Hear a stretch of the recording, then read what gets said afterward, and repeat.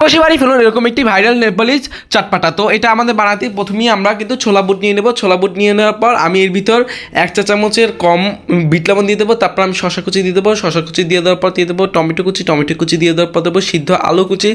সিদ্ধ আলু কুচি দিয়ে দিয়ে আমি ভালো করে এটাকে মিক্স করে নিতে হবে। মিক্স করে নিয়ে নেওয়ার পর আমি আবার অল্প একটু হালকা 1 চিমটি বিট লবণ দেবো। তারপর সিদ্ধ ডিমের কুচি দিয়ে দেবো। তারপর কাঁচামরিচ কুচি দিয়ে দেবো। তারপর আলুর চপ কিন্তু দিয়ে দিতে হবে। আমি কয়েকটা আলুর চপ দিয়ে দিলাম।